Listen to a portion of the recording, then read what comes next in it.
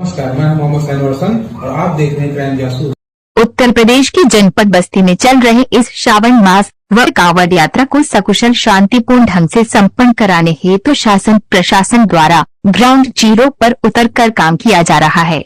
इसी क्रम में जनपद बस्ती के एडिशनल एसपी श्री ओम प्रकाश सिंह द्वारा सभी कांवड़ मार्गों का लगातार निरीक्षण किया जा रहा है एवं ड्यूटी पर तैनात पुलिस के जवानों व अधिकारियों को प्राप्त आदेश निर्देशों के संबंध में अवगत कराते हुए उपस्थित समस्त अधिकारियों एवं कर्मचारियों को आवश्यक दिशा निर्देश दिया जा रहा है। श्री ओपी सिंह ने NH 28 कांवड़ रूट का डिप्टी एसपी हरैया छावनी एवं परसरामपुर के थाना प्रभारियों के साथ निरीक्षण किया गया और कल्याणकारी व सुरक्षा से संबंधित बातें सभी को बताई गई। आइए सुनते हैं इस संबंध में बस्ती के additional SP Shri OP Singh ने क्या बताया।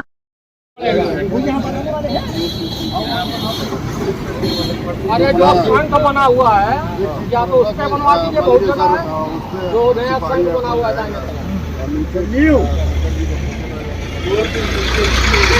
लोगों के द्वारा रूट आयोजन किया जा रहा है, तो क्या कुछ रूट मैप बनाए गए हैं, किस तरीके से रूट आयोजन यहाँ पे किया जा रहा है और कब से ये लागू होगा? देखिए, जैसा इस समय आपको पता है कि सावन का पवित्र मास चल रहा है, जिसमें से पहले सोमवार बीत भी चुका है। यहाँ जनपद में भदेश्वर नाथ का जो पवित्र मंदिर है, जो पौराणिक मंदिर है, इसमें महाशिवरात्रि के दिन लगभग 8 लाख से लेकर के और 10 लाख तक कांवड़ियों द्वारा जलाभिषेक किया जाता है। ये कांवड़िया जनपद अयोध्या जा कर के और सरजू नदी से जल लाते हैं। इस कारण से जो NH 28 है, इस पर डाइवर्जन की व्यवस्था परंपरागत रूप से रहती है।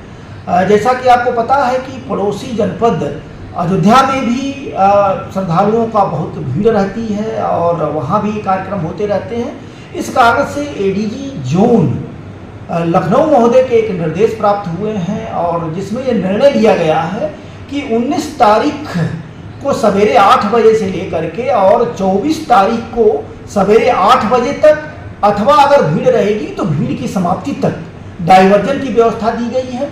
डाइवर्जन के पीछे मकसद ये है कि किसी भी तरीके से जो पवित्र मकसद में कांवड़िया आवागमन कर रहे हैं वहाँ कोई दुर्घटना ना होने पाए और स्मूथ रूप से सुरक्षित तरीके से ये पवित्र मास में यात्रा पूरी हो सके। इसके लिए इंटरनल व्यवस्था भी पूरी तरीके से मुकम्मल की गई है। जनपद बस्ती की पुलिस द्वारा NH 28 के साथ साथ पड़ोसी जनपदों, चाहे वो गोंडा जनपद हो, चाहे वो अंबेडकर नगर हो, चाहे वो संत कबीर नगर हो, सारे जनपदों से स्थलीय स्तर पर मीटिंग करके, भ्रमण करके और ट्रैफिक डाइवर्जन के जो निर्देश प्राप्त हुए हैं उसका अनुपालन कराने की मुकम्मल तैयारी की गई।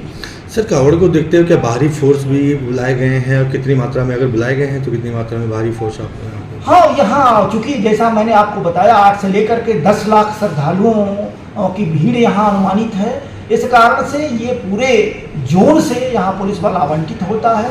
इसमें राजपत्रित अधिकारी भी होते हैं, इसमें सिविल पुलिस के इंस्पेक्टर से लेकर के कांस्टेबल तक के लोग होते हैं, PSC का कंपोनेंट होता है, फ्लड कंपनी के लोग होते हैं और ये बाहर से फोर्स आती है, उनका ब्रीफिंग करके और उनकी ड्यूटियाँ लगाई जाती हैं। पूरे के पूरे उसको जोनल और सेक्टर की व्यवस्था के तहत कराया गया है। ड्रोन के माध्यम से निगरानी की व्यवस्था की जाती है। CCTV कैमरे पूरे रास्ते के साथ साथ प्रमुख मंदिरों और जनपद के जो सीमावर्ती स्थल है वहाँ भी लगाया गया है, ताकि एक तरफ तो स्मूथ ट्रैफिक चलाया जा सके, दूसरी तरफ किसी तरीके के अपराध कारित ना हो, इसके लिए मुकम्मल पुलिस प्रबंधन किया जा रहा है। सर, विगत वर्षों में देखा गया है कि डीजे तेज साउंड की वजह से भी कई दुर्घटनाएं हुई हैं, तो डीजे को लेकर क्या कुछ रिस्ट्रिक्शन आप लोगों को द्वारा दिया गया है और कितने साउंड लगाने का परमिशन दिया गया है? देखिए, डीजे के संबंध में जहाँ तक इंस्ट्रक्शन का सवाल है, ये शासनादेश स्पष्ट है, माननीय न्यायालय के निर्देश स्पष्ट हैं, उनके निर्णय के अनुरूप यहाँ हर स्तर पर, स्थानीय थाना स्तर पर, सेंट्रलाइज स्तर पर, पुलिस लाइन में लगभग 225 के आसपास जो डीजे के संचालक थे, जो डीजे वाले थे, सबकी गोष्ठी करके क्लियर कट उन निर्देशों से उनको अवगत कराया गया है। उन लोगों द्वारा क्लियर कट ये हम लोगों को आश्वस्त किया गया है कि जो माननीय न्यायालय के आदेश निर्देश हैं, जो शासनादेश हैं, जो समाज के हित में है, इसके अनुरूप उन लोगों के द्वारा न सिर्फ विद इन लिमिट उसका प्रयोग किया जाएगा, बल्कि कोई कंट्रोवर्शियल किसी तरीके के गाने या ये चीज़ें भी नहीं बजाए जाएंगे। हम उम्मीद कर रहे हैं कि जिस तरीके से पिछली बार हमारे डीजे संचालकों द्वारा उनके साथ रहने वाले लोगों द्वारा, मैकेनिक द्वारा समाज हित में उस अनुपालन कराया गया था, उसी तरीके से इस वर्ष भी पूरे त्यौहार के दौरान उन नियमों का अनुपालन करेंगे और किसी तरीके की कोई ऑकवर्ड स्थिति नहीं आएगी। सर, जो कि 5 दिन डायवर्जन रहेगा तो जो आकस्मिक वाहन है, एम्बुलेंस वगैरह या फिर रोज़मर्रा की चीज़ें हैं, इनको लोगों तक पहुंचाने के लिए या एम्बुलेंस सुचारू रूप से चल सके, तो इसके लिए क्या कुछ व्यवस्थाएं की गई हैं? क्या डायवर्जन उन पे भी लागू किया जाएगा, एम्बुलेंस वगैरह पे भी? देखिए, डाइवर्जन लगाया ही ये जाता है कि व्यवस्था को सुचारू रूप से चलाया जा सके, स्मूथ बनाया जा सके।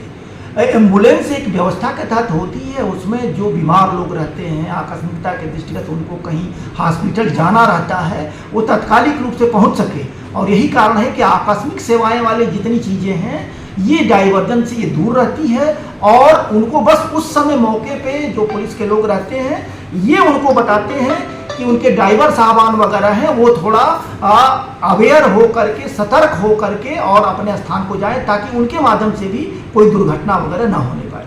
ठीक।